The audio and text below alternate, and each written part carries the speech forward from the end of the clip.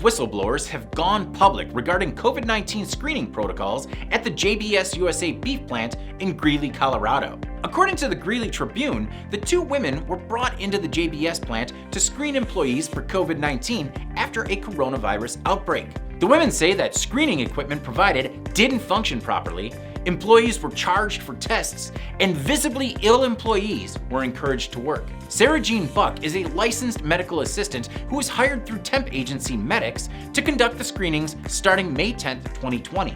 Buck was in the role for about 2 months before she quit after being told that she should have cleared a visibly sick worker. According to the affidavit, Buck sent the worker home because she was symptomatic and couldn't afford to take the $100 COVID test. Workers had to pay for it out of pocket if insurance didn't cover it. In the affidavit, Buck also says that supervisors helped employees come up with excuses for symptoms. For example, they asked workers with a cough if they slept with the window open, which would justify the symptom.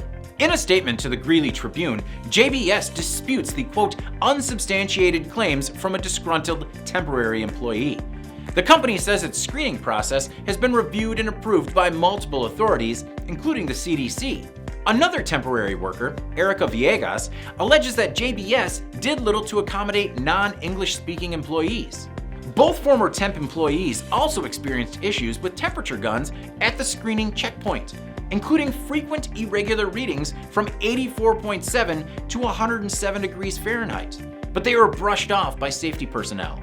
Buck even admits that she broke the gun by accidentally dropping it and couldn't read the temperature on the display, but was told to carry on.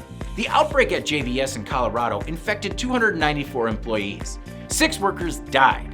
On September 16, 2020, the United Food and Commercial Workers Union, which represents workers at JBS, staged a protest outside of the plant after OSHA issued a $15,615 fine following the outbreak and deaths.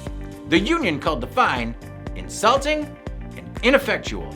Last week, the Colorado Department of Public Health and Environment declared the outbreak officially over at the meatpacking plant after no new COVID-19 cases had been linked to the plant for 4 weeks.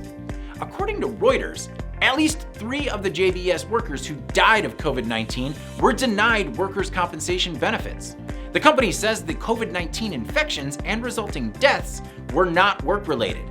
The issue raises concerns as more Americans are returning to the workplace. According to JBS, it has only had 2 positive cases in the past 8 weeks and only 13 cases in May and June.